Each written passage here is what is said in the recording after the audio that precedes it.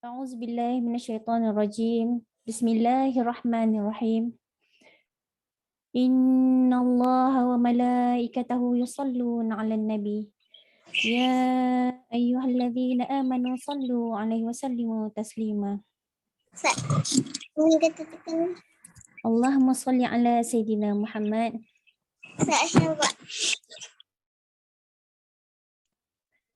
Al-Fatiha lima ughliq wal khatimi lima sabaq wan nasiril haqq bil haqq wal hadi ila siratikal mustaqim wa ala alihi wa sahbihi haqqa qadrihi wa miqdarihi al-azim.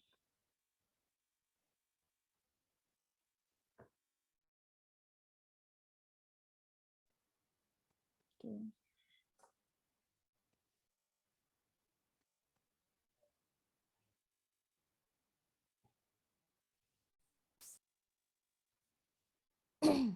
Bismillahirrahmanirrahim. Inna hamdalillah nahmaduhu wa nasta'inuhu wa nastaghfiruh wa na'udzu billahi min syururi anfusina wa min sayyiati a'malina. May yahdihillahu fala mudilla lahu wa may yudlil fala hadiyalah. Asyhadu an la ilaha illallah wahdahu la syarikalah wa asyhadu anna Muhammadan abduhu wa rasuluh. Allahumma shalli ala sayyidina Muhammad.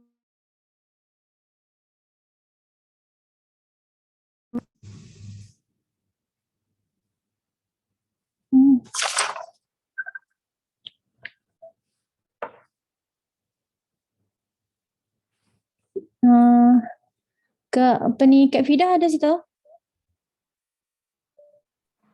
Ada. Apa ni Kak Shen? Tak sebab Kak T call. Bila call line masuk ni sekejap dia akan ganggu kita punya ni. Ada Kak. Saya ada Ustazah. Tak tahu Kak T call pasal apa. Ikut line dia tu. Selalu line dia. Tak call Ustazah. Kak T ya? Tak. Ni ringing call. Naik nama Kak T. Oh, bukan dia. Tak call pun. Tak, Kak T tengok phone lagi satu kot. Mungkin anak main ke apa. Sebab tengah ringing.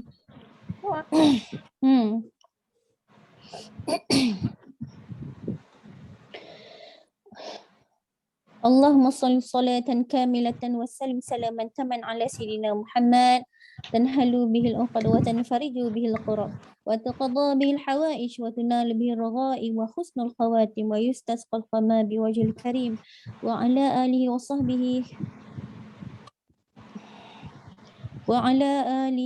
sahbihi fi kulli lamhatin wa nafasin bi'adadi kulli ma'lumillah. Kita masih ada gangguan suara. Boleh mutekan dulu Kak.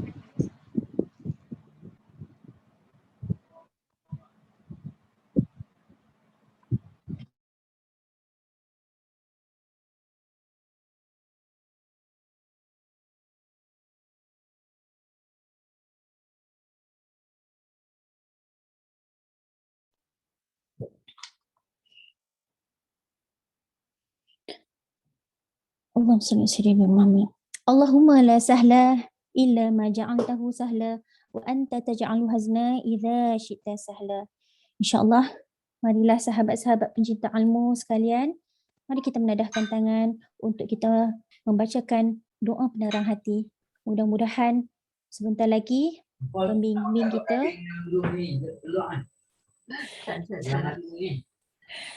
siapa pula kelak ni. Boleh Kak Noh, sahabat-sahabat mutekan dulu. Lepas tu Kak Fidah tolong masukkan hak yang tengah menanti di luar. Apa Kak Ustazah? Kak Fidah tolong mute ni. Tak ada pantau. Bantu. Tak boleh sedang pantau.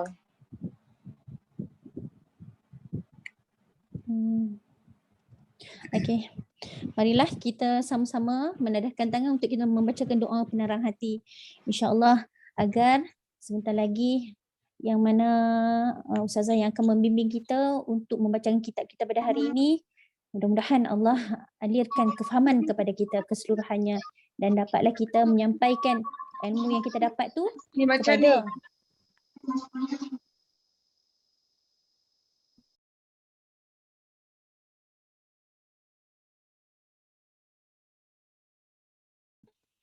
mudahan suara Ustazah jelas ya.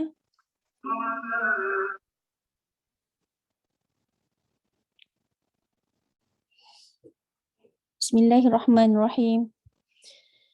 Ya muallima Ibrahim al-hikmata 'allimna, ya mufahhima Sulaiman fahimna, fafahamnaha Sulaiman, wa kullan atayna hukman wa 'ilman, wa sakharna ma'a Dawud al-jibala yusabbihna wa at-tayr, wa kunna fa'ilin, ya Rabb Sulaiman, wa ya Rabb Ibrahim, wa ya Rabb Musa wa Isa, wa ya Rabb Muhammadin sallallahu alaihi wasallam. Allah SWT. أخرجنا من ظلمات الجهل والنسيان برحمتك يا أرحم الراحمين. اللهم زدنا علما وارزقنا فهما برحمتك يا أرحم الراحمين. اللهم نورنا بنور علمك وأبعدنا النسيان برحمتك يا أرحم الراحمين. اللهم ارزقنا فهم النبيين وحفظ المرسلين برحمتك يا أرحم الراحمين. Walhamdulillahi Rabbil Alamin. Ya Allah, Ya Allah, Ya Allah. Tuhan yang mengajarkan Nabi Ibrahim akan hikmat. Ajarkan kami, Ya Allah, Tuhan yang mengajarkan Nabi Sulaiman akan kefahaman. Berilah kefahaman kepada kami.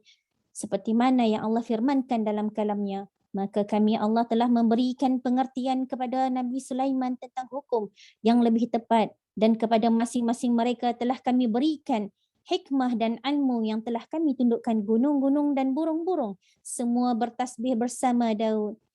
Dan kamilah yang melakukannya. Wahai Tuhan Nabi Ibrahim, wahai Tuhan Nabi Musa, wahai Tuhan Nabi Isa, wahai Tuhan Nabi Muhammad sallallahu alaihi wasallam, selamatkanlah kami dari kegelapan, kejahilan dan lupa. Dengan rahmat-Mu, wahai Tuhan yang amat mengasihani dari segala-galanya. Wahai Allah yang mentadbir 7 petala langit dan 7 petala bumi. Ya Allah, tambahkan ilmu kepada kami, Ya Allah. Anugerahkan kepada kami kefahaman dengan rahmat-Mu, Ya Allah. Ya Allah, Engkau yang mengasihani dari segala-galanya. Ya Allah, anugerahkanlah kami cahaya dengan cahaya ilmu-Mu dan jauhkan kami daripada lupa dengan rahmat-Mu. Wahai Allah yang amat mengasihani dari segala-galanya. Ya Allah, anugerahkan kami kefahaman nabi-nabi dan hafalan para utusan dengan rahmat-Mu. Wahai Allah yang amat mengasihani dari segala-galanya. Segala puji bagi Allah, Tuhan sekalian alam. Amin, amin, ya Rabbul Alamin. Mudah-mudahan Allah melancarkan program kita untuk hari ini. InsyaAllah. Kepada teman-teman yang di luar sana, sahabat-sahabat pengajian, jangan lupa untuk sharekan link kita ni kepada yang mereka ingin melihat secara live di page kita, type Hawa Mukhlisin. Boleh share di situ pada teman-teman kita semua, insyaAllah. Nah. Jadi tanpa membuang masa, Ustazah menjemput pengerusi Hawa Mukhlisin, keganda kita Hajah Rafidah untuk menyampaikan sedikit bacaan doa dan sekaligus menjemput Ustazah kesayangan kita. Tafadhal masykurah.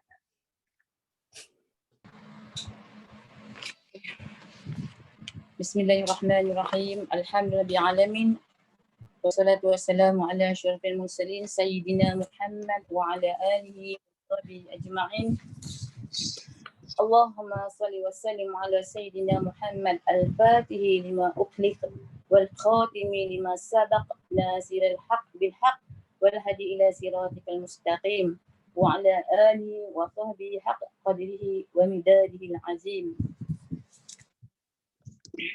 اللهم أنت ربنا لا إله إلا أنت خلقتنا ونحن عبادك ونحن على عهدك ووعدك ما استطعنا نعوذ بك من شر ما صنعنا نبوء لك بنعمتك علينا ونبوء لك بذنوبنا فاغفر لنا فإنه لا يغفر الذنوب إلا أنت. اللهم إنك عفو تحب العفو فاعف عنا وعن والدينا ولمشايخنا وجميع المسلمين والمسلمات برحمتك يا أرحم الراحمين.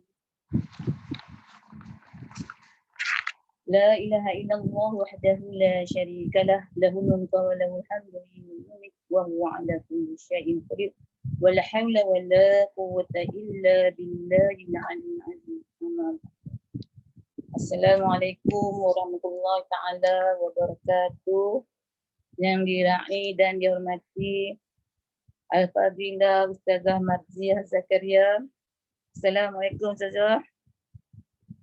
Yang dirahmati dan dikasihi sahabat-sahabat jemaah pengajian Hawa Muklisin dan juga sahabat-sahabat baru yang sedang mengikuti di dalam platform Hawa Muklisin dan diadakan kehadiran perempuan sekalian. Semoga hari ini kita dapat manfaat apa ilmu yang akan disampaikan Ustazah. Saya rasa saya tak mau berlengah dan cakap panjang sebab doa pun dah banyak, Ustazah pun dah baca dan sekejap lagi pun Ustazah akan baca lagi.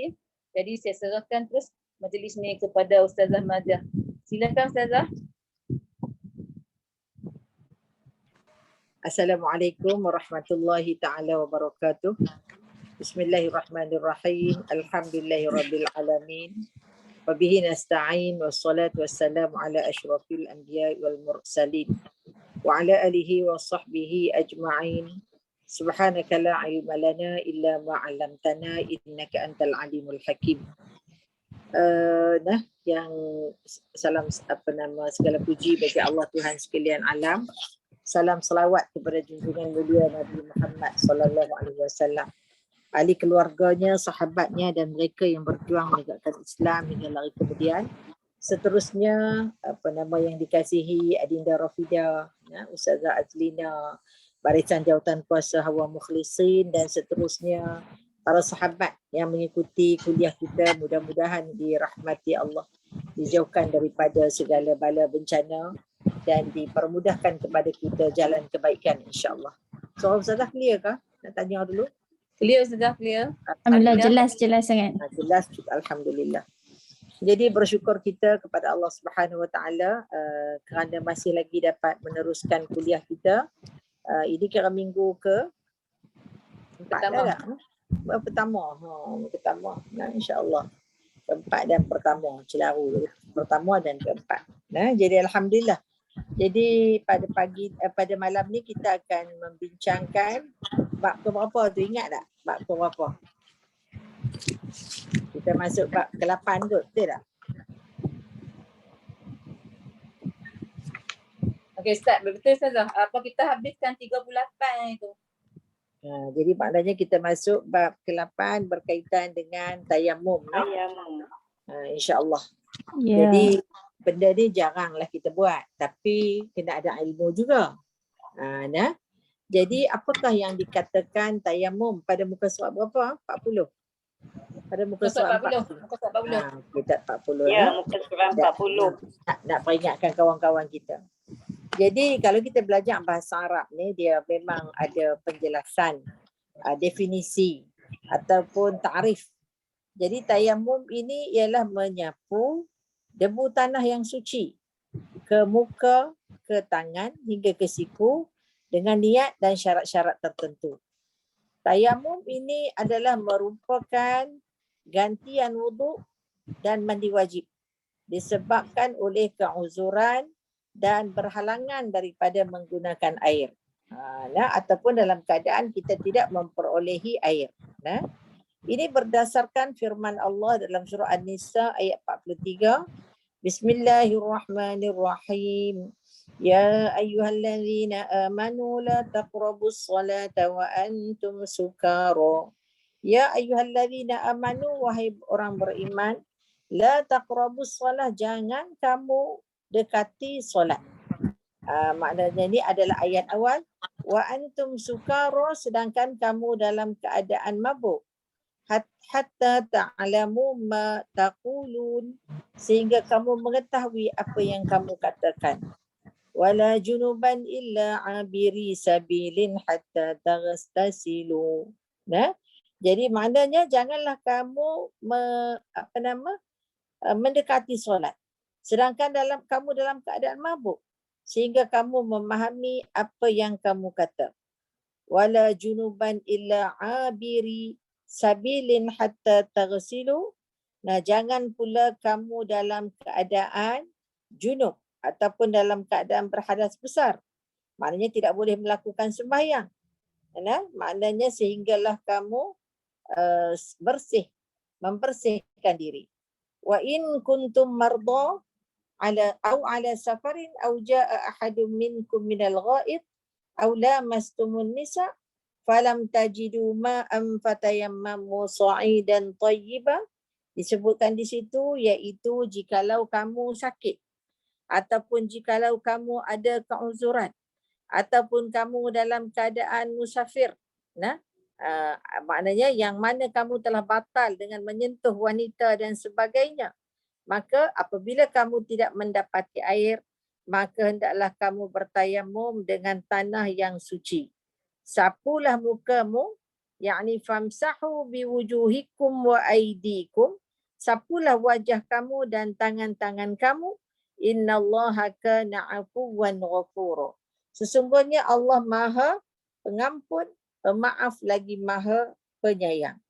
Jadi sebenarnya kalau Quran macam ni je lah diterangkan kepada kita tentang amal ibadah. Begitu juga dengan berkaitan dengan wuduk dan sebagainya. Maknanya tak lengkap. Tak lengkap apa yang kita dapat dalam Al-Quran. Maka siapa yang memperjelaskan kepada kita kesudahannya itu ataupun cara-caranya itu?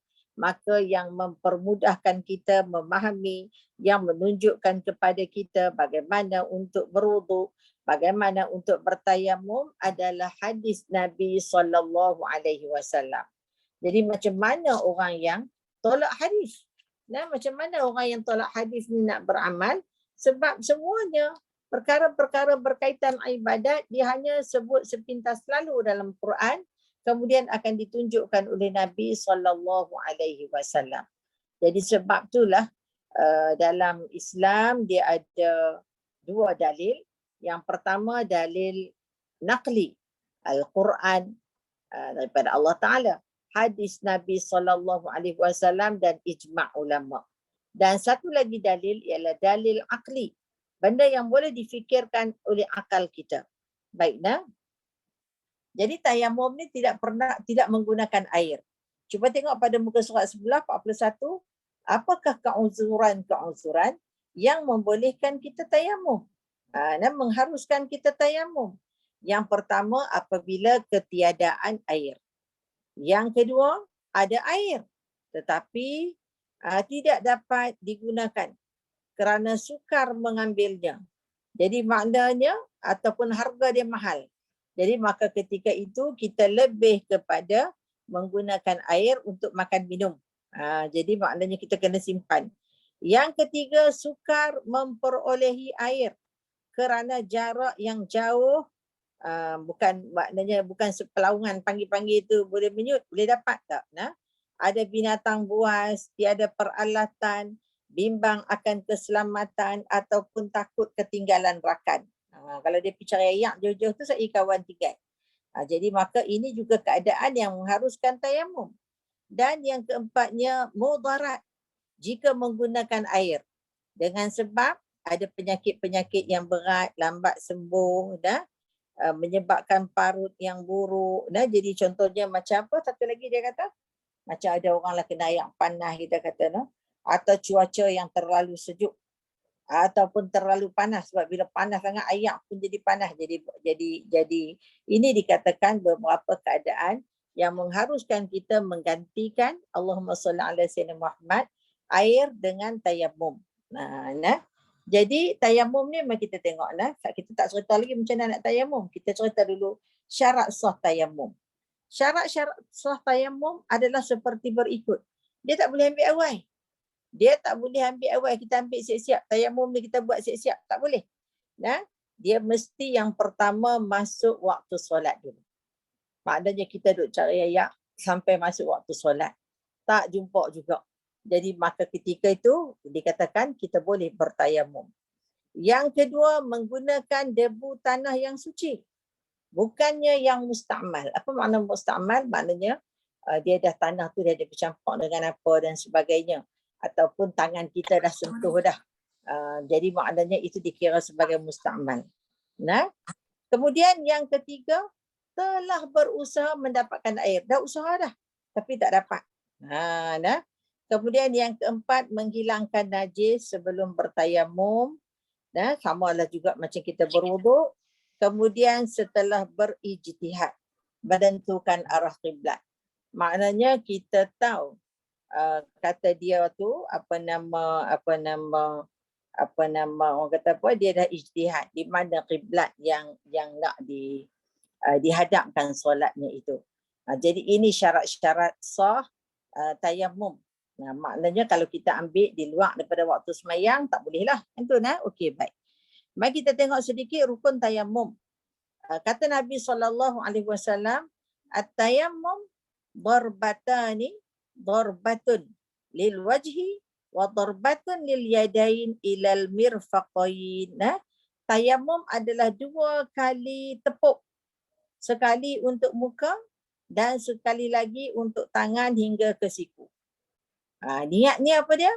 Nawaitu tayammum listibahati fardhi salati lillahi ta'ala. Sahaja aku bertayamum listibahah, bagi membolehkan aku sembahyang fardu kerana Allah Ta'ala. Okey. Jadi ni tak payahlah sikit kan kita mengaji secara online ni, kita tak dapat nak tunjuk betul-betul. Tapi contohnya macam ni. Saya angkat tangan tinggi sikit ni. Katalah kita ambil debu tayamum yang dah debu tayamum ni biasanya kita kena apa orang panggil apa? Kita kena tapih lah supaya kita tak mau dia bercampur ada najis dan sebagainya. Jadi kemudian kita ambil surat khabar. Kita hampak surat khabar tu. Kemudian kita tuang debu tersebut dan kita serak-serakkan dia sedikit. Kita tak boleh tuang selungguk, serak-serakkan. Kemudian jadi kita datang ni biasalah bila kita nak berwuduk, bertayamum, bismillah lah dulu kan. Walaupun sah kalau tak bismillah tapi nampak teruk sangatlah. Sampai nak buat benda baik pun tak terbit kalam. Bismillahirrahmanirrahim. Jadi kita ni tangan kita ni ada cincin-cincin apa kita buang. Kosongkan. Tangan kita dah bersih dah. Jadi kita tepuk pada debu. Katalah kita ambil surat khabar tu sebelah kanan. Tepuk. Dengan kita buka keadaan jari-jari kita. Jadi debu akan naik di sini, tepi-tepi jari tu. Kemudian kita datang terus sapu pada muka. Dalam keadaan tu kita sambil kita berniat, sahaja aku bertayamum bagi membolehkan aku solat kerana Allah Ta'ala. Okey nah. Jadi debu yang di tangan ni tak boleh guna dah. Kita kena buang. Maknanya kita kena buang. Selalunya kita buat macam tu lah. Nah, kita buang. Tadi Ustazah lupa. Lepas tepuk debu tu nak masuk ke muka, bukan debu tu kita bawa semua. Kita akan sisihkan. Jadi cara kita tak menyisih, kita tak gabung ke tu sebab dia akan jadi musta'mal. Nak tengok kan? Kita temukan macam tu. Kita ketuk. Tapi jangan ketuk tang ni, ketuk tang lain lah. Ketuk tang lain lah supaya dia tidak jadi musta'mal. Jadi debu dah tak melekat lah, sikit-sikit je lekat kat tapak tangan. Jadi barulah kita sapu muka berserta dengan niat. Kemudian debu tu kita kena buang. Maksudnya kita buang sini lah, kita buang. Tak ada lah debu. Kemudian tadi kita tepuk belah kanan. Lama kita tepuk belah kiri pula. Tepuk macam ni juga dengan keadaan tangan kita yang terbuka jari-jari. Tepuk. Kemudian kita sapu macam ni. Dan kita sapu naik dan belah sini. Jadi kat sini kita pakai belah tangan ni. Kemudian kita pakai yang belah sini pula turun. Jadi maknanya celah jari tak payah. Sebab dia dah masuk dah celah jari. Kemudian sama juga belah sini kita macam tu. Dan kita tarik ni. InsyaAllah ada rezeki kita boleh tunjuk. Tapi maknanya sebab kita nak memastikan debu bukan yang musta'mal. Yang kita buanglah. Ya, apa dia atas? Ada soalan ke? Bukan kot. Jadi maknanya, jadi itulah tertib. Jadi maknanya kita sapu muka, sapu kedua belah tangan, tertib. Jadi maknanya dengan niat. Jadi 4 sahaja rukun untuk kita bertayamum. Selesailah. Jadi itulah yang dikatakan rukun tayamum. Baik. Perkara yang membatalkan tayamum kita. Dah? Jadi maknanya jika berlaku perkara-perkara berikut, maka terbatallah tayamum kita. Yang pertama, semua perkara yang membatalkan wuduk. Maknanya keluar sesuatu daripada dua jalan. Ataupun yang keduanya, memperolehi air dah berapa hari dah tak keluar, tiba-tiba dah kita tayamum dah. Air pula keluar. Jadi tayamum tadi tak dikira dah. Kemudian yang ketiga, hilang halangan. Kalau bagi orang yang berpenyakit dah lega dah. Saya pernah tengok di hospital orang yang, siapa yang mute tu? Jadi maknanya saya pernah tengok di hospital orang yang Allahumma salli ala Sayyidina Muhammad kena air panah. Jadi bila kena air panah, dia dibalut dengan plastik tertentu yang mana anggotanya tidak boleh kena air. Jadi bila mana dia dalam keadaan macam tu, dia memang tayamum lah, tak boleh kena air. Tapi bila dia sembuh, maka dia tidak boleh lagi bertayamum. Kemudian yang keempat, murtad. Murtad ni apa? Pembatal. Jadi Allahu Akbar. Persoalan tayamum, cara bertayamum, saya tengok dalam kotak kecil tu. Cara bertayamum bagi hadas kecil dan hadas besar adalah sama. Jadi maknanya kalau orang yang berhadas besar seperti berjunub dan sebagainya, adakah dia kena berguling-guling dalam debu? Tak adalah. Jadi caranya sama. Cuma niatnya ialah sahaja aku mengangkat hadas besar kerana Allah Ta'ala. Itu beza dia. Sekali bertayamum hanyalah untuk melakukan satu perkara wajib. Jadi maknanya kalau kita tayamum waktu zuhur, tak boleh kita nak guna air pula dah. Tayamum itu tadi untuk solat asar. Maknanya asar kena buat lain. Kalau air tak ada, dia kena buat lain. Dan solat dengan bertayamum kerana ketiadaan air tidak perlu diulangi lagi. Kalaupun dia sudah sembahyang. Kemudian barulah air sampai. Lori sadar ke lori apa pun baru main kan. Sebab di Kedah ni banyak juga tempat-tempat yang tak ada air. Hari tu lori sadar tu sangkut dan sebagainya, air tak sampai. Jadi kita dah tayamum dah. Dah sembahyang sudah dah. Lori sadar pun baru sampai. Jadi adakah kita perlu mengulangi sembahyang tersebut? Jawapannya tak perlu. Solat dengan bertayamum kerana ketiadaan air di tempat yang biasanya ada air perlu diulangi setelah memperolehi air. Jika waktu solat itu masih ada, tetapi jika waktu solat sudah luput, wajiblah diqadha. Ini satu lagi daripada pandangan. Tapi bagi kita, kalau kita sudah menyempurnakannya, tak perlu lagi untuk kita mengulanginya. Okey, ada faham? Ada apa-apa persoalan tak berkaitan dengan tayamum? Put lah nak tanya apa, jadi sekejap lagi kita nak masuk tajuk lain dah. Ustazah, Assalamualaikum Ustazah. Waalaikumsalam. Ni Kak Maini ni. Saya nak tanya Ustazah. Ya, Kak. Kalau misalnya air sampai sebelum kita dah tayamum, tapi sebelum kita solat, air dah sampai. Macam mana tu Ustazah? Mak kalau air sampai macam tu kena pembeang sembahyang lah pula Kak Maini. Ini kita kata bila kita selesai. Saya nak cerita macam ni lah. Banyak benda kita sembahyang.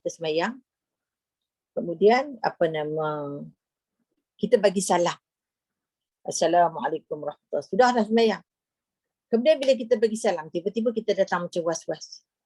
Tadi aku sembahyang dah rakaat ketiga. Aku buat 3 ke 4 tadi ni. Okey. Masa tu kita nak buat macam mana? Ketika tu, kita kena berpegang kepada keyakinan kita bahawa kita dah bagi salam. Kita tak akan bagi salam kalau sembahyang kita tak selesai. Betul tak? Betul ke tak betul tu? Jadi maknanya itu gangguan sahaja. Jadi kita berpegang dengan solat kita itu. Maknanya kan takkan kita bagi salam. Contohlah macam satu lagi kita ambil kita sembahyang. Tengah-tengah sembahyang datang, tadi aku ambil sembahyang ke tak ada. Kadang-kadang dia macam-macam kelabu dia main tanya tu. Jadi pernah tak kita ni saja-saja masuk sembahyang dengan tak ada wuduk? Jadi maka ketika itu kita kena yakin bahawa kita telah pun berwuduk. Nah, sebab mustahil kalau kita tak berwuduk, kita teruskan, kita masuk dalam solat. Okey, boleh faham dah kot takat tu, no? Jadi apa ini kita mengaji je lah takat ni kita di Malaysia ni. Tak tahulah, saya pun seumur hidup belum pernah lagi berjumpa dengan keadaan yang kita perlu tayamum kecuali kita belajar saja. Lain daripada tu belum pernah lagi jumpa tajuk tu. Okey, baik nah. Ini tajuk yang ya silakan. Apa ni, ada jemaah bertanya, nama Nuriyati Alias. Dia tanya, dia kata, Assalamualaikum Ustazah, yang aksiden berbalut boleh tayamum? Ni kita baru nak masuk ni. Ni ni nak masuk tajuk, itulah tajuk awal sangat. Apa kita masuk dulu tajuk Sahibul Jabirah. Tu muka bab 9. Sahibul Jabirah ni apa dia sahib? Kita pun dah tengok gambar Hindustan dulu kan, sahib, Mr. Sahab. Kan? Inspektor Sahab. Sahab tu ialah orang. Sahib tu ialah orang ataupun tuan. Batuk sikit ni. Hari ni masa terharu maknanya. Kenapa Ustaz? Apa nama? Tak adalah kering sangat. Lepas dia nak batuk. Jadi apa nama? Hari ni patut pagi-pagi hari ni saya mengajak di Darul Hanan. Daripada telefon tadi rumah orang tua kan. Telefon tadi. Saya kata Allah minta maaf lah saya tak boleh pergi. Lepas tu dia kata apa? Nak suruh ustazah sihat je. Ustazah kena kuarantin. Kena kuarantin juga ni. Dia pun duduk dalam rumah tak apalah, kita mengaji pun online tak ada masalah lah. Anak ustazah seorang tu sangkut. Allah jumpa dengan kawan-kawan sangkut. Itulah, tapi bukanlah gejala berat, gejala ringan. Dia pun minta dekat ustaz nak baca Yasin kat ustazah. Allah. Rasa Allah sedihnya, terharu. Kita ni orang kata apa, tak ada apalah, boleh makan, boleh apa, tak berhenti lah kan. Cuma tak boleh keluar, tu je lah. Alhamdulillah lah, tak apa. Jadi habak ni pun betul lah nak suruh tolong doa lah selamat lah mudah-mudahan. Baik, sahib tadi kita sebut tuan ataupun orang. Jabirah berbalut. Berbalut yang kita nak ambil kira ni ialah berbalut pada anggota wuduk. Berbalut pada anggota wuduk. Ataupun anggota untuk kita mandi mengangkat hadas besar. Jadi kita tengok di situ dia kata sahibul jabirah ialah orang yang berbalut pada mana-mana anggota wuduk yang menghalang sampai air ketika berwuduk ataupun mandi. Balutan ini bukan mestilah tak ada orang nak balut saja. Tapi dibalut atas sebab perubatan. Dibalut atas sebab perubatan. Baik. Bagi balutan atau tempelan pada anggota wuduk, mana anggota wuduk? Muka, sedikit kepala, tangan dan sebagainya kan.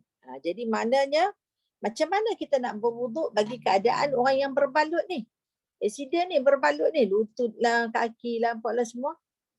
Jadi yang pertama tengoklah, hendaklah berwuduk seperti biasa dan menyapu air di atas balutan. Kemudian bertayamum bagi menggantikan bahagian yang tidak sampai air. Penat tak ni? Contohnya macam ni, orang jatuh motor lah selalu. Orang jatuh motor, tangan pun kena. Kaki pun kena. Muka pun kena. Betul tak? Selalu kadang-kadang kes lah. Jadi maknanya bila dia ambil wuduk, mula-mula dia basuh tangan lah. Pada anggota yang terbuka. Dia basuh dulu. Kemudian dia sapu pada anggota yang berbalut. Okey. Katalah dia basuh muka dulu. Tangan sunat-sunat tu saya tak kira. Dia basuh muka. Jadi muka dia sebelah ni balut. Jadi dia kena basuh pada bahagian yang terbuka. Kemudian dia sapu pada bahagian yang bertutup. Dia hanya sapu. Lepas tu dia kena berhenti tayamum. Tayamum bukan tayamum muka, tayamum semua lah 4 rukun tu tadi. Habis tu dah basuh muka, dia nak basuh pula tangan. Tangan pun sekerat berbalut juga.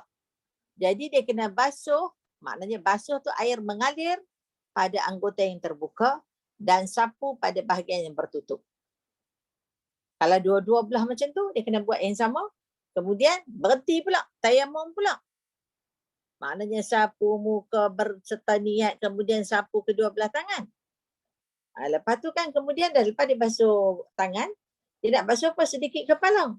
Kepala pun berbalut juga. Jadi dia kena sapu pada bahagian yang terbuka, dia kena basuh pada bahagian terbuka dan sapu pada bahagian yang bertutup. Tayamum pula. Berapa kali tayamum ni? Nah, kemudian telinga mungkin tak kena kan, jaranglah orang aksiden ni kena telinga. Kan, katalah selalunya kan.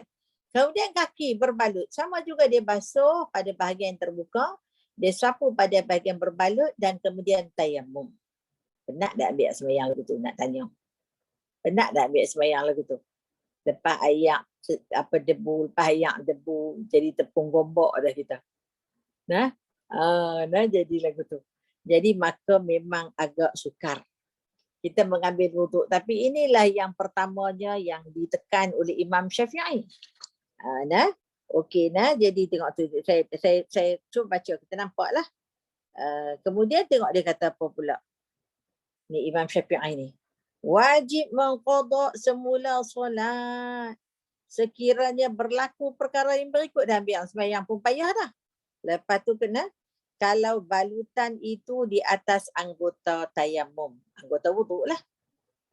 Dia kena ulang balik lagi. Ketika balutan itu diletakkan, orang tersebut tidak berkeadaan suci, iaitu berhadas kecil atau berhadas besar. Nah, mungkin aksiden tu sampai terkencing-kencing ke dia kalau ke mana. Kemudian balutan itu melebihi had yang sepatutnya. Ada orang balut kecil daripada luka? Ada soalan dia, ada orang dibalut kecil daripada luka? Mana ada? Semua orang akan balut lebih besar daripada luka tu, betul tak? Nah, jadi itu dia banyaknya syarat-syarat yang menyebabkan kita kena mengulangi sembahyang. Kita ni tak pernah rajin.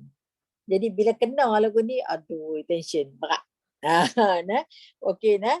Okey, kemudian dia kata kalau pula bahagian bawah balutan itu mengeluarkan najis yang tidak maafkan, nanah dan sebagainya kan. Jadi kena ulang pula balik sembahyang. Berat tak itu? Beratlah, no. Cerita dia berat. Okey, mai. Jadi kita ambil yang kedua. Mari kita tengok yang kedua. Yang kedua kaedah dia macam ni pula. Macam mana? Kita ambil wuduk daripada mula basuh tangan, basuh pada bahagian yang terbuka, sapu pada bahagian yang bertutup. Teruskan sampai kita basuh muka, sampai kita basuh kedua belah tangan. Macam itulah. Kita kena basuh dulu bahagian yang terbuka, kemudian baru sapu pada bahagian yang bertutup. Sampailah kepada kaki kita. Kita basuh yang terbuka, kemudian sapu yang bertutup. Last kali tayamum. Masa senang sikit tak yang tu? Masa lebih senang tak? Lebih senang. Tapi kita ada lagi kaedah yang ketiga. Iaitu qaul qadim daripada Imam Asy-Syafi'i. Nah, tu kita untung mengaji ni.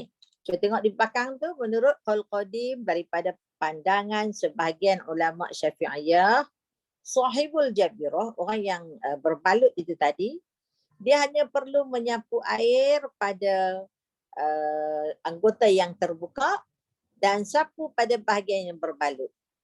Tidak perlu bertayamum. Nampak lagi senang, no?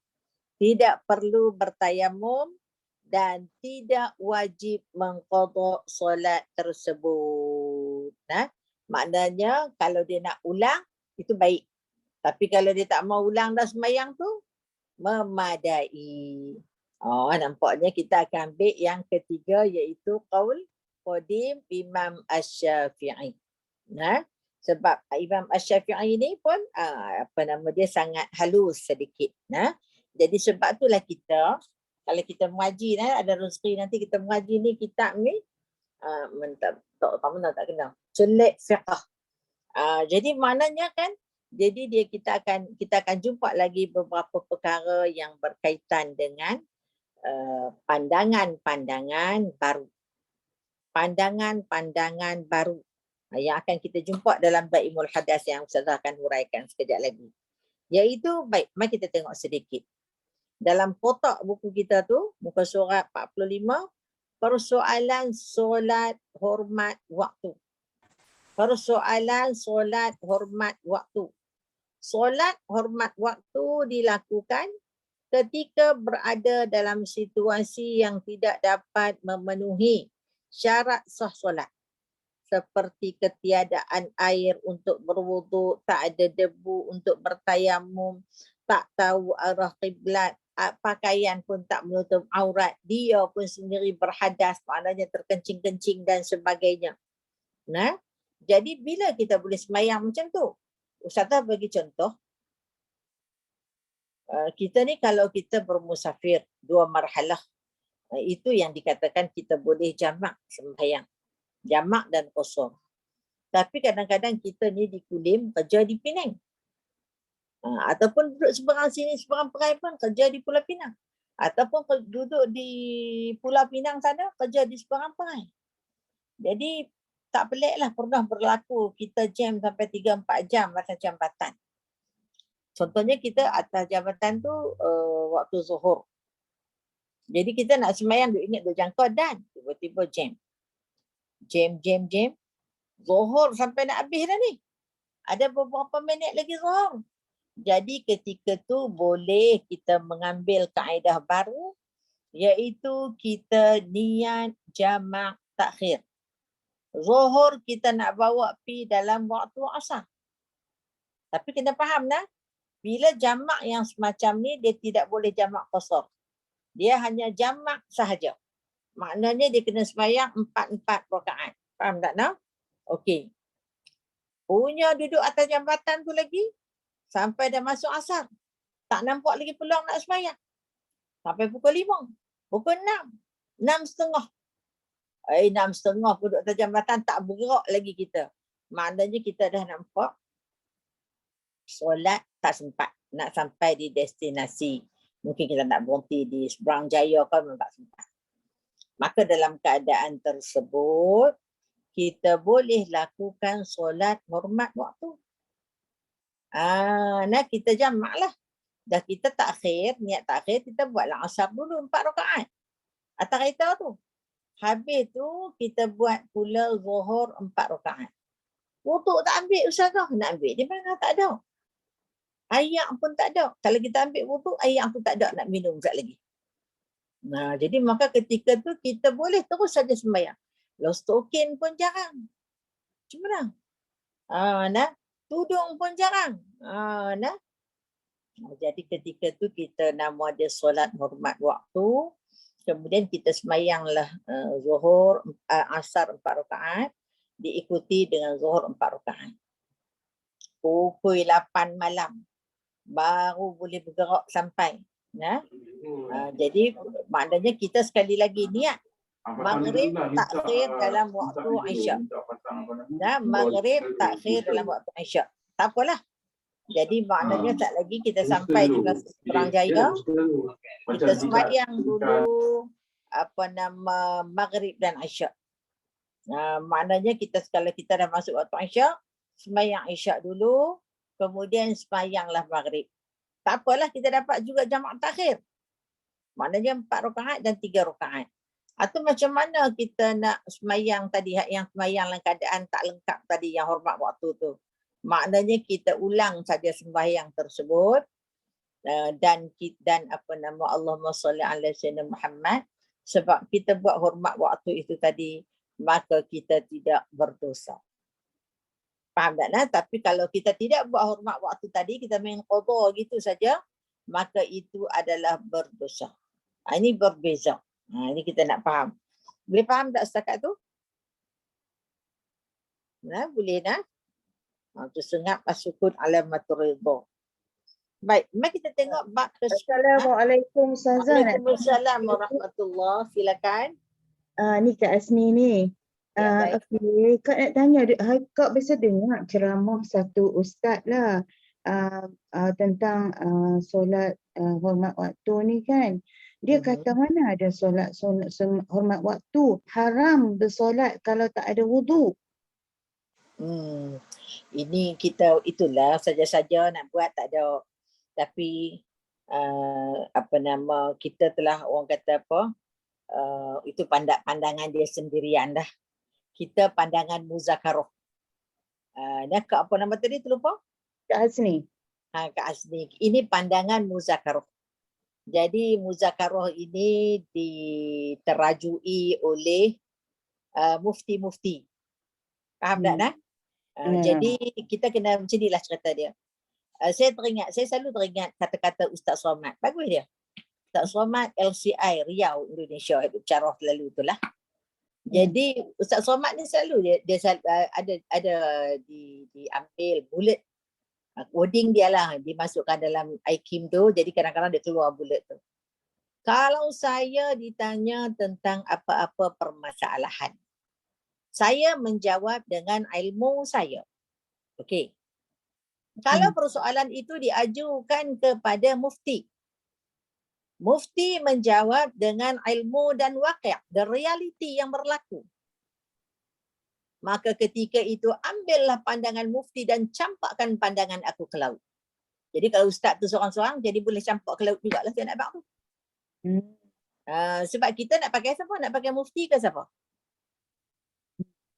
Jadi maknanya ada. Jadi maknanya ni saya nak sebut. Jadi ni di buku yang kita duk baca ni, tulisan ni pun ditulis oleh ahli Majlis Fatwa Pulau Pinang. Kalau kita rujuk kepada buku pun ada, kitab-kitab pun ada. Kita buat hanya sekadar maknanya dalam keadaan kita tersepit. Takdirnya kita mati saja-saja tak boleh buat. Takdirnya kita mati dihitung kita mendirikan sembahyang tersebut. Takdirnya kita hidup, ulanglah solat tersebut. Clear tak? Ya. Jadi maknanya sebab tu saya kata tadi Ustaz Somad tu sendiri yang kita rasa sangat handal bab hukum. Dia sendiri kata kalau bertembung pandangan aku dengan pandangan mufti, sebab mufti bercakap tentang ilmu dan waqi', realiti. Sebab tu saya nak bagi tahu, kita kena faham siapa dia mazhab kita. Siapa dia mazhab kita? Kita sembang je Imam Syafi'i. Siapa boleh takhrij keluar daripada kitab-kitab Imam Syafi'i, saya nak tanya. Kita buat keluar ke diri ke takhrij hukum-hukum yang ada dalam kitab-kitab tersebut? Kita buat keluar ke sendiri tak, saya nak tanya? Tak kan? Tidak. Sebab kita pun tak kerti bahasa Arab. Kita pun tak mengerti usul-usul fiqh apa semua, kita tak faham. Maka ketika tu yang keluarkan pandangan itu adalah mufti. Sebab tu orang awam macam kita ni, mazhab kita adalah mufti. Kebetulan mufti kita bersandar kepada pandangan Imam Asy-Syafi'i. Dalam keadaan ada berlaku pertembungan yang kadang-kadang saya nak cerita dari Ilmu Hadas ni, saya bagi contoh. Macam keadaan Imam Syafi'i, orang yang sembahyang maknanya orang yang maknanya menjamakkan sembahyang, orang yang pakai beg kolostomi, orang yang pakai beg kencing. Ya. Takkan kalau kita jamak sembahyang Zuhur, adakah kita nak buang beg tu dan kita nak ambil beg kolostomi yang baru untuk pakai? Sebab kalau tidak tak sah. Di sini kita berpindah kepada pandangan mazhab lain. Ini telah dinakalkan. Jadi kita sebenarnya tak susah sangat. Sebab semua tajuk mufti dah berbincang. Tak ada tajuk-tajuk pun yang kita tak berbincang. Sebab tu kita kata Islam syamil, syumul, komplit. Jadi sebab tu saya kata dalam keadaan kalau kita mendengar pandangan-pandangan orang perseorangan yang bertembung antara ilmu dengan mufti, tolonglah ambil mufti. Takkan nak buat mufti nak buat 3, nak buat 8 kot. Sebab mufti itu dilantik oleh sultan. Sultan adalah ketua agama. Sultan mungkinlah tak faham sangat, tapi maknanya dia akan diperjelaskan oleh pihak mufti. Jadi maknanya kita tak payah pening-pening. Ustaz tu kata, ustaz ni kata, biar mufti kata. Nah. Terima kasih Ustazah pencerahan. Clear nah? Ya. Alhamdulillah. Baik nah. Jadi maknanya mana boleh tak ada jalan. Kalau macam tu kita tak semayang lah. Saya bagi contoh pernah berlaku. Ni orang naibah. Naibah ni naibah orang ni nak pergi Mekah, Madinah ni pun ni kadang tak faham. Pergi nak buat haji. Jadi kebetulan kapal terbang kita delay. Bila delay sampai time maghrib di Madinah. Sampai time maghrib di Madinah, siapa nak bagi kita semayang kukuk zirah tu? Semua orang hambat kita naibah. Ruh naibah. No, di langit tu dah nampak merah dah. Atau nak buat lagu mana kita tak sembahyang maghrib nak main buat haji ni. Jadi maka ketika itulah kita boleh lakukan hormat waktu. Jadi cuba tengok cantiknya di tengah-tengah keadaan kesempitan itu kita masih tidak meninggalkan solat. Cuma bila tak cukup syarat, bukan kita tak akan sembahyang dah. Sekejap lagi bila kita sampai di tempat tersebut, ada waktu kita boleh ulangi. Kita ulang balik sembahyang tersebut. Kalau dah termasuk waktu lain, kita qada. Itulah. Nah, jadi lagu itulah. Jadi saya sendiri hidup saya tak susah. Sebab saya meletakkan mufti itu adalah keutamaan. Dan semua yang dicakapkan oleh mufti ni ada dalil-dalil yang jelas. Nah, sebab itulah kita syukur di Malaysia ni. Orang selalu kata, apalah Malaysia ni negeri seketat pun. Mufti sampai 14 negeri. Nah, niat hormat waktu tu tak ada. Kita cuma caja kesembahyang fardu maghrib lah. Kalau aku sembahyang isyak lah, bukan saja aku sembahyang hormat waktu. Tak ada itu. Jadi maknanya kerana kita tidak menepati. Itu saja keadaannya. Jadi kita nak habaq, betul lah. Solat dalam keadaan apa pun tidak boleh ditinggalkan. Kalau kita tidak ada hormat waktu, berlambak kita akan tinggalkan solat. Begitu saja. Dan dia akan jadi lompong. Kita qada saat ni tu, qada yang lompong. Itu yang saya nak maksudkan. Baik, nah insyaAllah kita tengok kepada daimul hadas. Apa dia daimul hadas? Orang yang sentiasa berhadas. Nah, pada syarat pula ialah orang yang sentiasa keluar sesuatu daripada kubul dan duburnya tanpa dapat dikawal. Maknanya tak selesai semayang satu waktu, duduk kerja terkencing-kencing. Antaranya apa dia? Salisul baul, terkencing-kencing. Banyak orang jadi lagu tu. Salisul mazi duduk terkeluar. Nah. Salisul ghaid, terkeluar najis pula. Nah. Salisul rih, terkentut pula. Nah. Sama ada kentut daripada faraj dan sebagainya. Kemudian mustahadah, perempuan yang istihadah. Jadi saya nak maklumkan di sini, kita tak boleh sendiri-sendiri kita kata, oh saya daimul hadas. Tak boleh. Sebab kita tak sampai taraf mujtahid. Maka kena merujuk kepada guru. Contohnya kalau macam ustazah pun kita tak duduk tahap mujtahid. Tapi kita menumpang, kita duduk mengaji ni dengan guru-guru kita yang bertaraf mujtahid. Jadi kita tumpang daripada ilmu yang kita dapat daripada mereka. Faham tak? Nah? Bukan. Ustazah pun tak layak. Nak menjadi mujtahid. Jadi baik. Dalam keadaan yang macam ni, macam mana nak sembahyang ni? Jenuh nak ambil sembahyang. Terkencing-kencing, terkentut-kentut. Sampai bila nak boleh sudah ambil sembahyang? Takkan sudah. Jadi maka orang yang macam ni, dia kena ambil wuduk cara daimul hadas. Macam mana cara dia? Yang pertamanya dia kena yakin masuk waktu. Dengan azan, dengan jam, dengan dia tengok matahari ke. Jadi macam tu. Nah, kemudian apa dia buat? Kemudian dia pergi cucilah najis dia. Lepas cuci najis dia, kalau dia terkencing, kalau dia ghaid, kalau mazi, kalau keputihan dan sebagainya, dia cuci. Lepas cuci, dia kena pakai pad. Pad ke, pampers ke, beg kolostomi ke, beg kencing ke, dia kena pakai.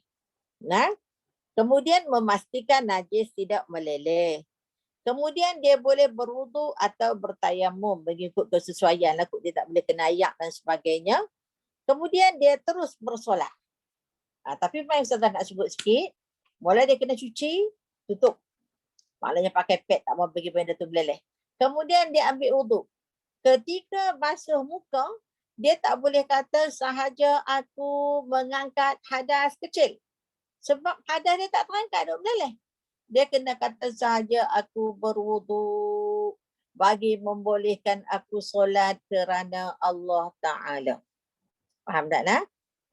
Jadi maknanya satu wuduk tersebut hanya terpakai untuk satu solat fardu sahaja.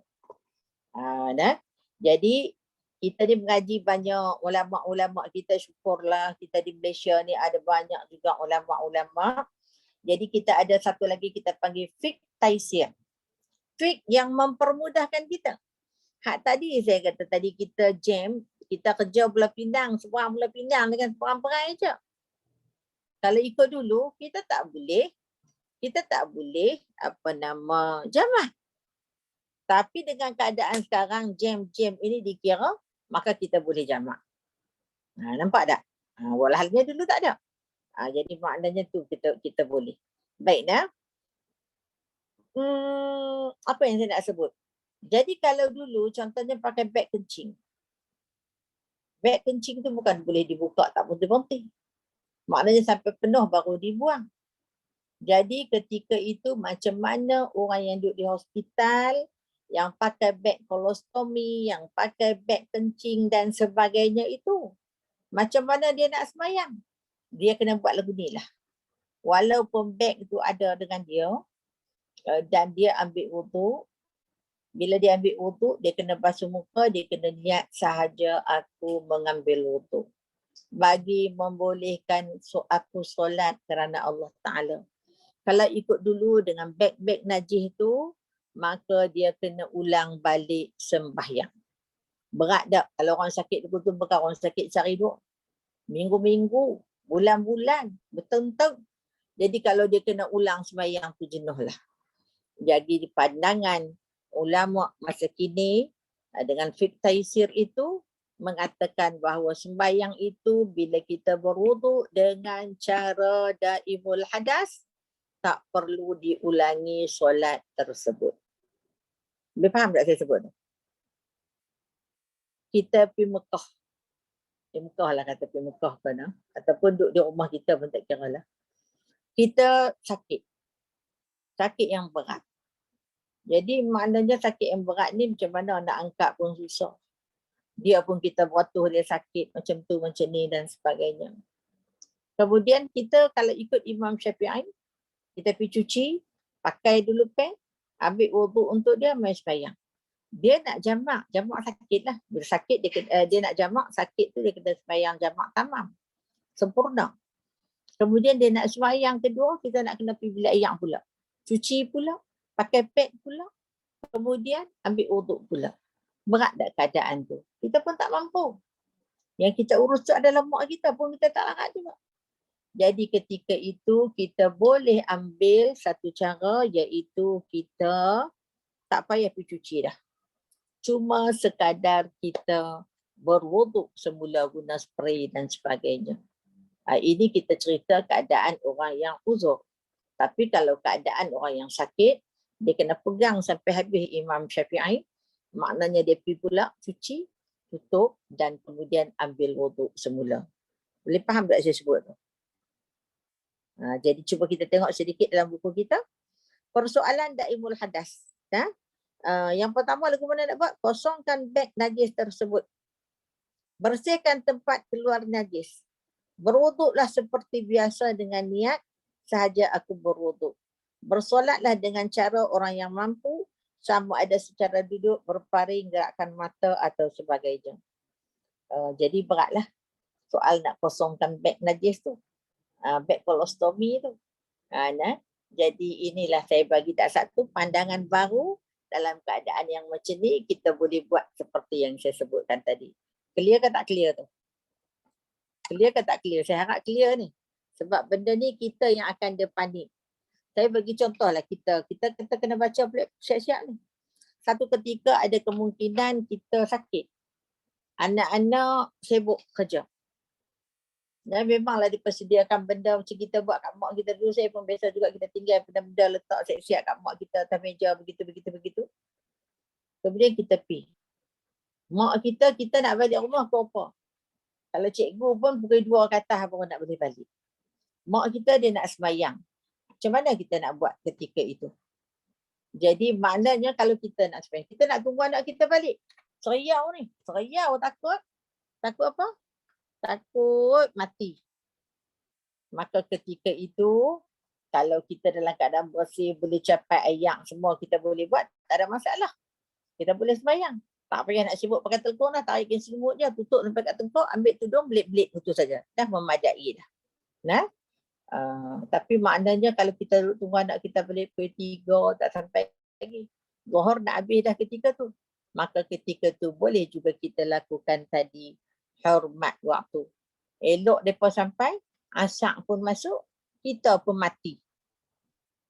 Jadi ketika itu kita sudah laksanakan solat kita walaupun secara hormat waktu. Saya takut sangat sebab ramai orang dia semayang tapi ketika sakit dia dah tak semayang dah.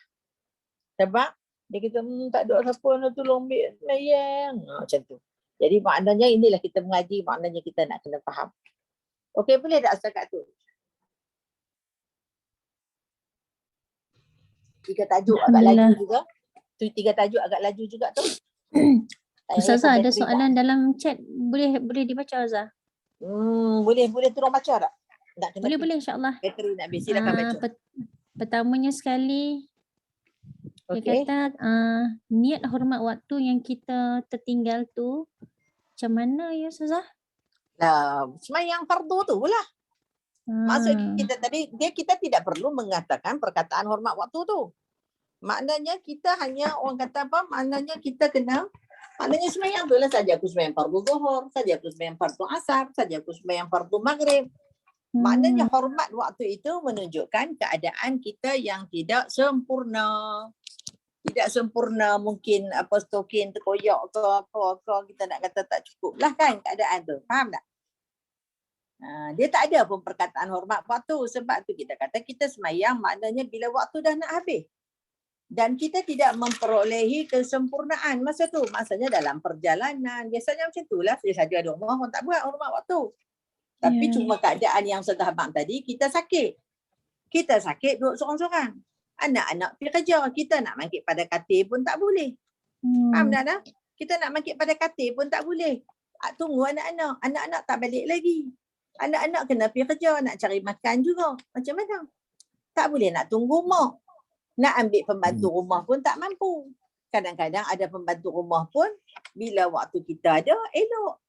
Waktu tinggal dengan mak kita, dia biar tinggal dengan mak kita betul saja. Faham tak? Jadi kita ni buat persiapan siap-siap.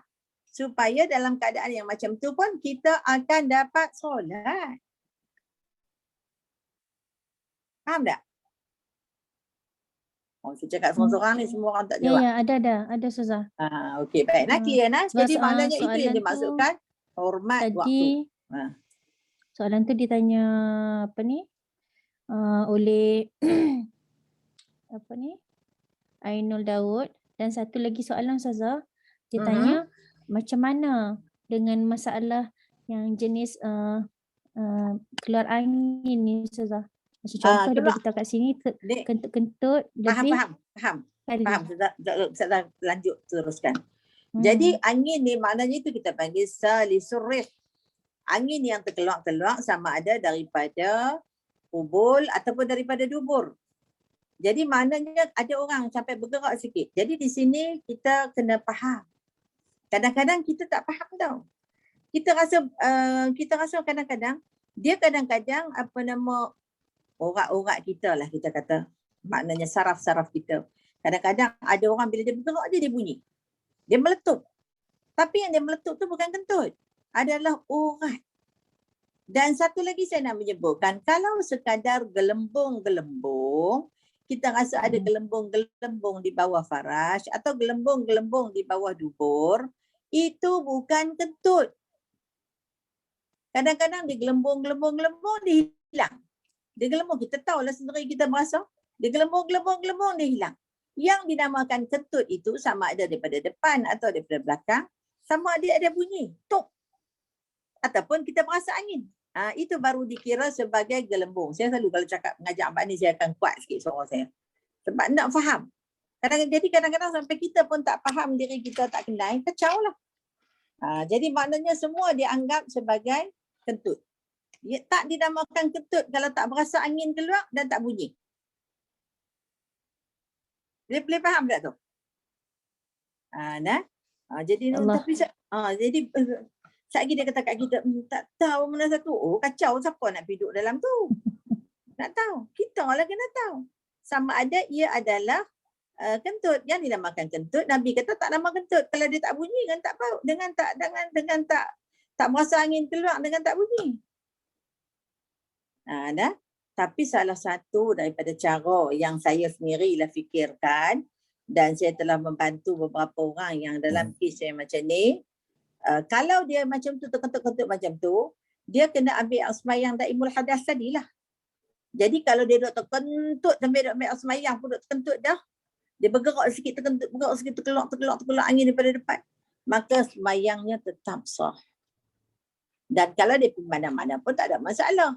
Sebab kalau angin daripada farash ataupun daripada kubul atau dubur tu, angin tu bukan najis. Betul tak? Jadi dia ready dengan spray je. Kalau lah ni orang tak pergi mana lah. Tapi kalau macam umrah dulu, kita bawa spray je. Ambil yang semayang. Itu tak ada masalah. Cuma mungkin kita perlulah juga rawatan-rawatan tertentu. Barangkali urut dan sebagainya tu kena. Samping tu kita berdoa kepada Allah supaya mempermudahkan kita dalam soal ibadah. Jadi yang tu lah nak sebutkan. Jadi maknanya jadi kadang-kadang jadi kentut ni pun kadang-kadang saya rasakan kebanyakan orang dia tak faham apa dia yang kentut. Dia rasa gelembung-gelembung tu adalah kentut. No, yang tu bukan. Okey, ada apa lagi tak nak tanya bab-bab tu? Ustazah nak tanya satu lagi soalan bab. Okey. Yang hormat waktu tadi, balik pada hormat waktu tadi tu. Okey. Kalau orang tu dia tengah dalam perjalanan, waktu dah memang suntuk dah waktu dia untuk nak solat. Lepas tu dia pula terlupa kata boleh hormat waktu dia roplah orang kata. Roplah orang kata. Jadi tak buat. Dia terus jadi maknanya waktu dah masuk dah, dia ulun juga nak bagi masuk. Waktu kata dah bunyi azan. Tak sempat kan. Jadinya keadaan situasi dia tu dosa tetap macam mana, dosa ke dia dia kira meninggalkan solat. Dia dikira meninggalkan solat. Hak tu yang kita tak mahu. Tu yang kita rasa syukur sangat ulama ambil bahagian tu untuk hormat waktu. Maknanya sekurang-kurangnya kita tak ada lompong kosong. Faham tak? Dan jadi maknanya dalam keadaan tersepit macam tu, semayang ni kita kata kalau lagi 2 minit nak habis waktu tu adalah waktu haram. Semayang sah tapi berdosa. Sebab itulah kita bab-bab semayang ni kita kena kalau kita rancang, kalau kita berniat nak buat awal dia jadi awal lah. Ada orang dia suka passion pergi kerja dia dulu semua baru dia semayang. Jadi maknanya orang tak boleh urus solat, dia tidak boleh urus kehidupannya dengan baik. Orang tak boleh urus solat, dia tak boleh urus kehidupannya dengan baik. Ini satu benda yang patut jadi peringatan kepada kita. Jadi memang isu ni penting jadi isu ni penting. Jadi semua tadi Ustazah sebutkan.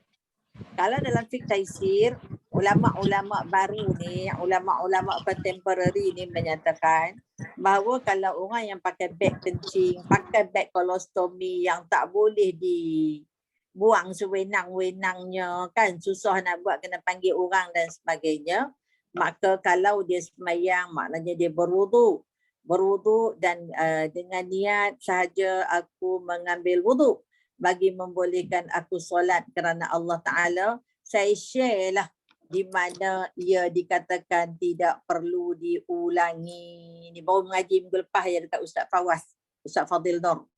Jadi maknanya ini merupakan satu kemudahan. Berapa ramai orang yang sakit tak semayang? Berapa ramai orang yang sakit tak semayang kerana dia merasakan payah? Kerana dia tak belajar. Jadi inilah satu benda yang patut kita perhatikan. Jadi Islam ni mudah, tapi tak bolehlah kita mempermudahkannya. Okey, boleh cakap tu. Assalamualaikum. Ya? Assalamualaikum. Saya nak tanya. Waalaikumsalam warahmatullahi. Silakan. Kalau pasal apa tu macam tu lah, saya kalau selalu ambil semayang kan. Masa ambil semayang tu, lepas tu rasa macam ada air keluar lagi. Walaupun kita dah berdehem, kita dah istighraq banyak kali kan. Ya. Macam biasa saya buat 2-3 kali dulu. Lepas tu istighraq, lepas tu barulah wuduk. Solat. Kalau kita Kalau kita okey baik-baik saya nak contoh Lepas macam tu ni lah. kalau kita nak qada solat lagi lepas kita dah habis solat fardu tu kan, kata lagi nak qada, nak kena ambil wuduk lagi ke? Sebab kadang-kadang masa semayang tu kadang-kadang kita rasa macam ada air keluar tapi kita tak pasti air Dia kencing ke. ni kadang-kadang baik saya nak contoh salah. Ada juga kes-kes ni dia kata, Ustazah, tu ayat kita rasa kencing tadi kot. Saya kata mana ada bendui. Jadi persoalannya begini, sebab itulah kita kena ada precaution.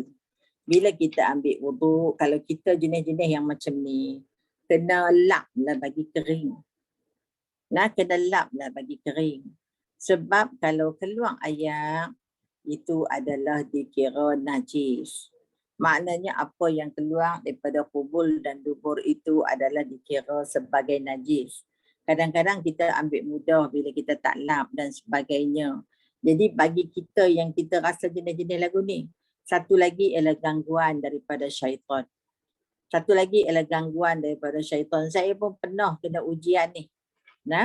Setiap kali nak tawaf, setiap kali rasa basah. Setiap kali nak tawaf, setiap kali rasa basah. Jadi menyebabkan kali pertama kita kena tu kita kerja pergi bilik air. Kedua kali kita pergi bilik air. Bilik air di Mekah bukan dia dekat-dekat.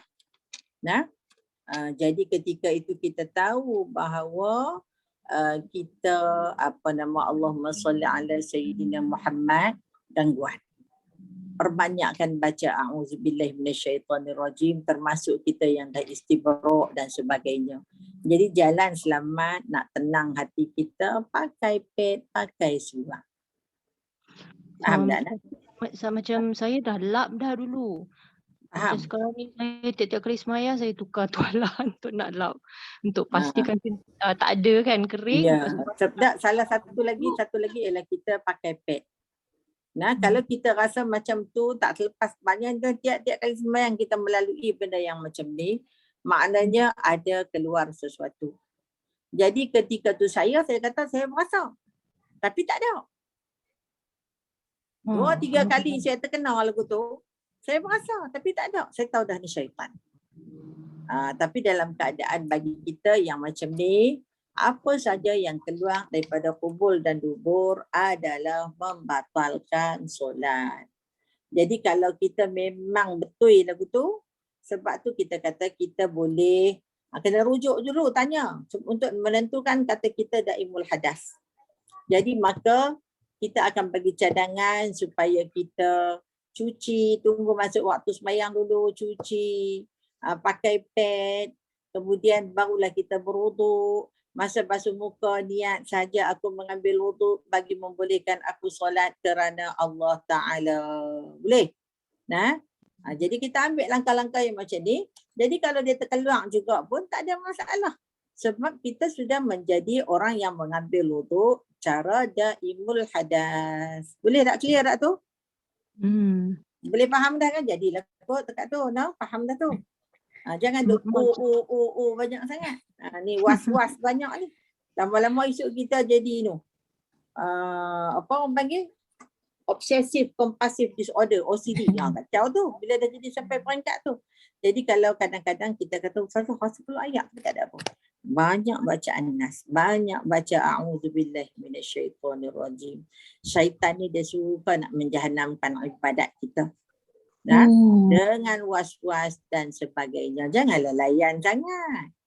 Lagi satu Ustazah, kalau ada Ustaz Adi Hidayat tu dia cakap kalau kita wuduk kita tak baca bismillah tak sah.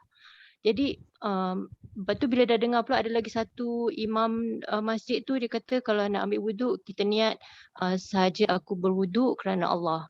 Jadi kita right. kita boleh niat terus kita baca bismillah, lepas tu dalam hati kita niat sahaja aku berwuduk untuk mengharukan solat kerana Allah. Lepas tu saya potong, saya boleh dapat dah tu.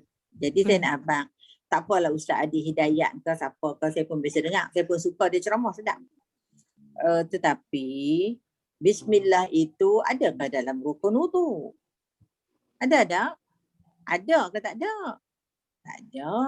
Kita mengaji tak ada. Tapi disunatkan kepada kita bismillah. Dia bukan wajib. Tetapi nak buat benda baik pun tak reti bismillah ni pun berat. Tapi saya kalau benda tu tak wajib, saya tak maulah kata wajib. Ha? Kalau tak percaya, buka buku kita, Ustaz. Tolong buka, Ustaz, buku kita. Ni buku kita duduk depan mata kita dah ni. Cuba Saya tak buka ada tengok, Ustaz, tang bahagian wudu. Cuba tolong tengok, Ustaz. Cari tak buka wudu, muka surat apa, sampai tengok. Saya ni buku punya duk buku ambil kang. Ni buku punya duk buku ambil kang ni. Cuba tengok, Ustaz, tahu nak muka surat apa. Buku saya ni dah teruk dah. Muka surat 27. Solat apa wudu. 27 Ustazah. Muka surat 27. Cuba buka balik muka surat 27, Ustaz. Nak tengok tu. Cuba Alhamdulillah. tengok rukun wudu. Ada tak yang pertama membaca Bismillahirrahmanirrahim. Jumpa tak? Muka surat 27 ke 28? 28 ni. Jumpa tak? Jumpa tak rukun tu? Tak. Bila ada. Ada jawab dia. Cuba tengok muka surat sebelah pula. Muka surat 29. Perkara sunat wudu. Nampak tak yang pertama membaca basmalah? Nampak tak? Dia sunat ke rukun? Sunat. Jadi yang ni lah bila kita mengaji, kita akan yakin dengan apa yang kita buat. Lekang tu. Nah, kita akan yakin dengan apa yang kita buat. Jadi ustaz tu kata, ustaz ni kata. Nah, jadi kadang-kadang kita itulah kadang-kadang ustaz tu kata betul, kita pula dengar salah, dengar ayat dia tak habis. Kadang-kadang tak boleh lah. Saya pun tak mau kok ustaz kita pergi mengata pula kat ustaz tu. Nah, Ya, lagi satu yang kalau niat tu dalam hati je dah cukup kan, kita tak payah lafazkan. nama pun niat. Niat ni dalam hati. Nah, nama pun niat dalam hati. Mana ada kita lapas. Takkan masa-masa muka sahaja aku mengangkat hadap. Mana ada kita kata dalam hati kita berpuasa pun sama juga. Saja aku berpuasa.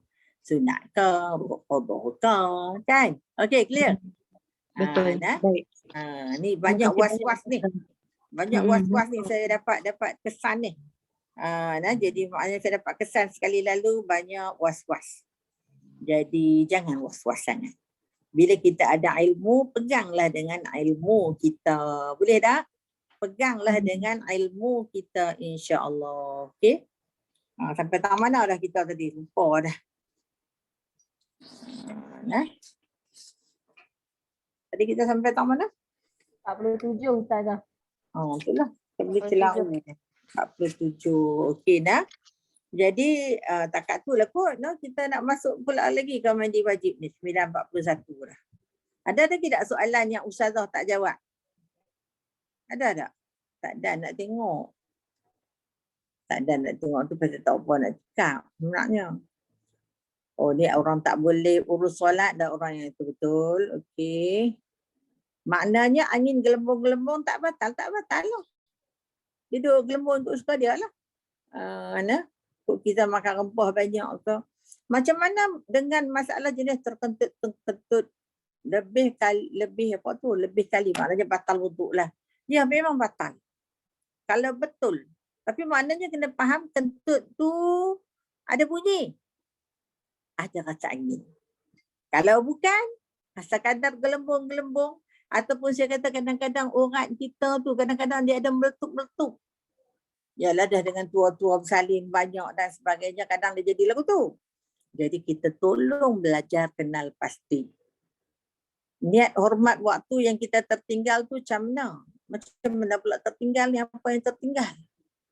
Apa tertinggal ni Ainul? Ainul apa kita tertinggal maksudnya apa tu? Niat hormat waktu semayang tu semayang waktu tu. Jadi maknanya semayang apa? Asar ke? Maghrib ke? Bukan sahaja aku semayang hormat waktu, tak ada. Sahaja aku semayang fardu maghrib. Saya ni pun orang yang berjalan lah dulu mengaji kan kerja jauh pula apa semua kan memang berlaku. Nah jadi maknanya besok bukan jauh mana Kepala Batas nak pergi ke Bukit Mertajam. Besok nak pergi Kepala Batas Bukit Mertajam jauh mana? Tapi sangkut tang jalan betik, jalan apa tu lah Alma tu. Sampai berjam-jam. Kita pergi awal belum maghrib. Sampai masuk maghrib. Sampai nak habis maghrib. Tapi sebab saya berwuduk, Kalau nak hampak sejadah di luar ataupun lepas. Tapi kita tak buat lagu tu lah. Kita semayang dalam keadaan kita duduk dalam kereta. Kita dapatkan kiblat. Memang sampai habis, tak ada masalah.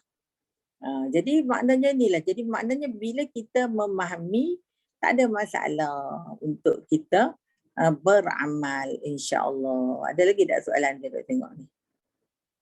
Tak ada lah kot, no? Assalamualaikum Ustazah. Ya, silakan. Ni nak tanya bab cucu ni. Bab apa?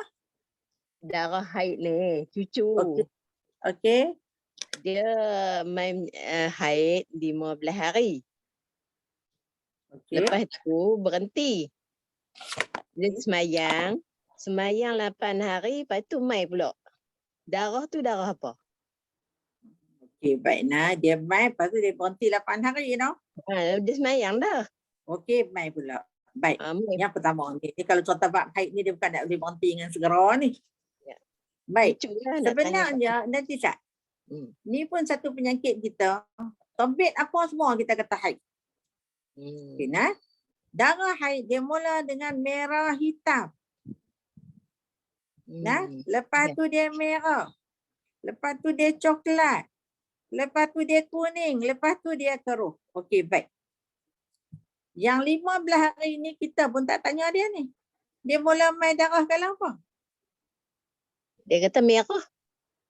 Jadi maknanya kita nak kena tentu. Jadi darah haid yang mula-mula adalah merah hitam. Merah ni macam-macam kok. Kadang-kadang dia merah yang ke pinkish dan sebagainya. Jadi bila dia nak keluar darah haid tu kadang-kadang ada dia keluar yang lain. Tapi yang tu bukan haid. Hak kita nak pegang mula suruh dia tanda kalender lepas ni kok. Jadi maknanya tak mana darah dia yang merah hitam tu baru kita mulakan sebagai permulaan haid. Lepas tu banyak lagi kita nak tengok bulan lepas dia berapa hari bulan. Okey, nah kalau saya ambil cara umum kok kata ni 15 hari dah maksimum haid. Kemudian dia dah berhenti 8 hari. Lepas tu merah juga. Merah juga. Ni nanti Sat. Jadi 23 hari. Jadi maknanya setelah 8 hari suci, mana boleh? Suci mesti 15 hari. Kalau dia datang pada hari ke-8 hari selepas suci ni, maknanya dia dalam keadaan suci. Darah ni adalah darah istihadah. Dia taklif semayang. Kita kena fahamlah. Konsep dia senang. Maksimum haid 15 hari. Suci 15 hari. Baru boleh main haid baru.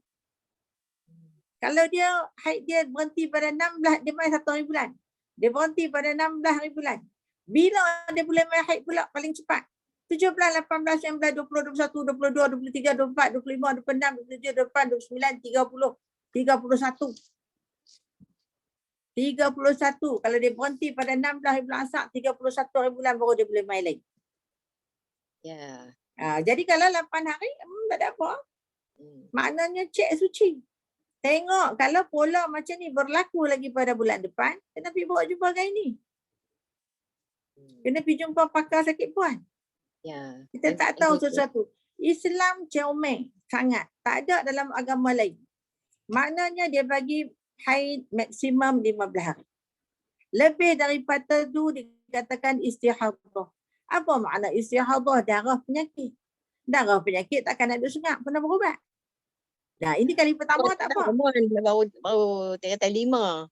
Tak apa. Tak kira kita tahu apa pun. Tapi maknanya kau tengok kalau bulan depan dia berlaku lagi macam ni, kena bawa pergi klinik. Nah, kena bawa pergi klinik. No? Terima kasih Ustazah. Sama-sama. Sebab apa? Sebab yang ni sepatutnya itulah saya pun heran budak-budak law ni macam-macam. Saya ingat pemakanan lah. Orang kali ni pun salah kita lah mak-mak banyak sangat swasta daripada pagi ke petang sampai ke malam. Kalau kita tak swasta dia food panda. Kan jadi banyak perasa perisa pewarna dan sebagainya ni sikit sebanyak menjejaskan kesihatan. Saya tahulah sebab saya dulu duduk jaga asrama budak-budak tu kita boleh tengok lah macam-macam masalah. Nah, jadi kak nak kalau 8 hari ni kak dia suci. Ya. Dia kena sembahyang. Dia sembahyang dah. Sembahyang dan berdoa lah pada Allah. Kadang-kadang ada wanita-wanita pada zaman Nabi pun haid mai setahun. Haid mai bertahun-tahun. Haid apa ni bertahun-tahun ni? Jadi sebenarnya adalah istihadah.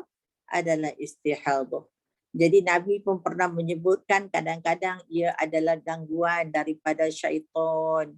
Ajaklah diri kita dan anak-anak kita nak tidur kau sekurang-kurangnya. Kalau boleh buat lepas subuh, kalau boleh buat sebelum maghrib, kalau boleh buat sebelum nak tidur. Baca apa? Yang pertama Fatihah. Yang kedua ayat kursi. Yang ketiga qul huwallah. Yang keempat qul a'udzu birabbil falaq. Yang kelima qul a'udzu birabbin nas. Baca dalam keadaan berwuduk, menghadap kiblat. Saya pun habaq ni embuih tapak tangan. Sudah baca, sapu muka, naik ke ubun-ubun kepala, turun sampai ke tapak kaki, tarik naik. Ya Allah, buanglah segala penyakit-penyakit, segala gangguan dan sebagainya. Takut kadang-kadang gangguan syaitan. Apa tak syaitannya? Anak kita semua duk cucuk kat telinga tu. Betul ke tak betul? Yalah. Duk tidur cucuk telinga tu, saya tak larat meletiak lah. Nah, Ya. takut mati.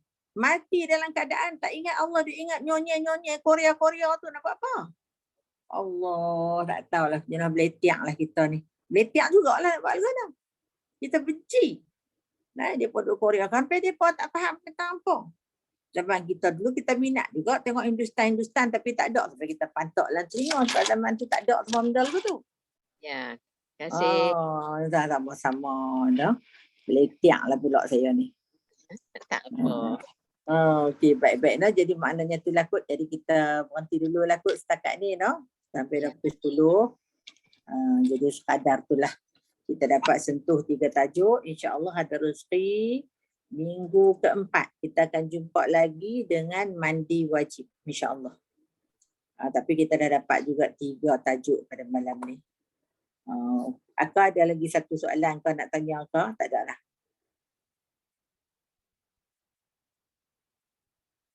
Sama-sama Kak Mohini. Macam mana Ida?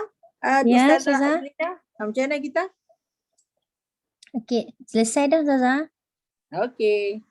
Cuma ada hak Kalau- yang satu tu Ustazah jawab tadi untuk soalan dia kata maknanya angin gelembung-gelembung tu Gelembung batal lah kan? dah beritahu. Kalau gelembung sekadar dia gelembung, dia duduk pusing-pusing di bawah faraj atau di bawah dubur, maka ia bukan kentut. Dia kentut, dia mesti bunyi rasa angin ataupun bunyi. No? Okey, Senang okey, je, alhamdulillah, senang alhamdulillah. Senang je nak tahu kentut ke bukan. Okey. Okey, insyaAllah. Jadinya kalau tiada sebarang soalan lagi, Ustazah macam mana? Ustazah nak Okey, bagi ya. Syarah tadi tak larat tapi syarah-syarah dia cepat terus ya. Oh, subhanallah. Allahu Akbar. Okey. Apa Ustazah jemput untuk Ustazah apa ni? Hajar Rafidah. Baik. Syukurlah. Bismillahirrahmanirrahim. Syukurlah, alhamdulillah. 3 bab hari ni kita belajar pasal bab tayamum, bab suci dan sebagainya lah. Puas hatilah dengan penjelasan dan penerangan daripada Ustazah tadi. Alhamdulillah. Semua diberi peluang bertanya lah. Dan semua harap faham lah apa yang Ustazah cakap tadi dan bincang yang kita tadi tu. Semoga kita manfaatkan ilmu tu dan benda tu penting, tak boleh lupa lah. Kita kena amal lah benda tu kalau berlaku kat kita tu kita kena beringat lah. Ya, jangan terlupa pula benda-benda ni, benda-benda wajib. Okay, saya rasa Ustazah pun mungkin dah cukup sampai waktu dia. Dan saya ucap terima kasih banyak-banyak lah kat Ustazah Awam Krisin. Dan saya sudahi sikit lah doa, boleh Ustazah? Boleh. Bismillahirrahmanirrahim. Alhamdulillah alamin wassalatu wassalamu ala asyrafil mursalin sayyidina Muhammad wa ala alihi wa sahbihi ajma'in. Allahumma inna nas'aluka imanan da'ima wa nas'aluka qalban khashi'an wa nas'aluka 'ilman nafi'an wa nas'aluka yaqinan sadiqan wa nas'aluka 'amalan salihan wa nas'aluka dinan qayyima wa nas'aluka khairan katsiran ونسألك العفو والعافية ونسألك تمام العافية ونسألك الشكر على العافية ونسألك العني عن الناس. اللهم ربنا تقبل منا صلاتنا وصيامنا وقيامنا وتغشعنا وتدعانا وتعبدنا وتمن تقصيرنا يا الله يا الله يا أرحم الراحمين. وصلى الله على خير محمد وعلى آله وصحبه أجمعين والحمد لله رب العالمين. Ya Allah, ya Tuhan kami mohon kepadamu iman yang kekal. Kami mohon kepadamu hati yang khusyuk. Kami mohon kepadamu ilmu yang manfaat. Kami mohon ditetapkan keyakinan yang benar. Kami mohon dapat melaksanakan amal yang soleh. Kami mohon kepadamu tetap dalam agama Islam. Kami mohon kepadamu kebaikan yang melimpah ruah. Kami mohon kepadamu keampunan dan kesihatan. Kami memohon kepadamu kesihatan yang sempurna. Kami mohon kepadamu kesyukuran dan kesihatan yang engkau berikan. Dan kami mohon kepadamu kecukupan. Ya Allah Tuhan kami, terimalah daripada kami solat kami, puasa kami, qiyam kami, khusyuk kami, pengabdian kami. Sempurnakanlah apa yang kami lakukan selama solat. Ya Allah, ya Allah, ya Allah. Zat Maha Pengasih lagi penyayang. Rabbana atina fid dunya hasanah wa fil akhirati hasanah wa qina azabannar. Subhana rabbika rabbil izzati amma yasifun. Wassalamu ala mursalin. Walhamdulillahi rabbil alamin. Amin amin ya rabbal alamin. Amin amin ya rabbil alamin. InsyaAllah Ustazah Marziah Alhamdulillah, terima mudahan kasih. sihat nah Ustazah. Terima kasih banyak. Ya, sama-sama. Itulah noh. Rupanya kena kurung ni teruk kak, kita tak boleh pergi mana. Okay, terima kasih pada para jemaah semua. Terima kasih pada penonton FB dan terima kasih kepada yang share semua. InsyaAllah salam bertemu kembali. Ila liqa. Ma'assalamah. Ayo Ustazah. Ustazah. Jazakumullah khairan katsira Ustazah. Afwan, Dan semua Oh, nak jumpa semua. InsyaAllah Alhamdulillah. ada rezeki. Hari ni paling lagi. ramai Ustazah. Terima Oh, kasih itulah. Ustazah. Ustazah jemput. Terima kasih Kami anak Ustazah. murid. Assalamualaikum. Alhamdulillah, syukur dapat manfaat. Alhamdulillah. Tak takat 100. Cukup 100 tak boleh masuk dalam ni. Kena tengok FB. semoga cepat sihat Ustazah. Assalamualaikum. Ustazah tak sakit apa. Alhamdulillah. Tak sakit apa tapi kuarantin aje lah. Kan, pasal kuarantin Saya je. pun kuarantin Ustazah. Kuarantin juga. Ada geng. Apa tu kena Sebab kuarantin anak tu? juga. InsyaAllah didoakan semua jemaah kita sihat mudah-mudahan. Betul-betul. Amin. Mudah-mudahan. Terima kasih. Sama-sama. Assalamualaikum. Waalaikumsalam. Jumpa lagi Ustazah. Salam Jumpa lagi, ceria insyaAllah. semua. Assalamualaikum. Waalaikumsalam. Waalaikumsalam warahmatullahi.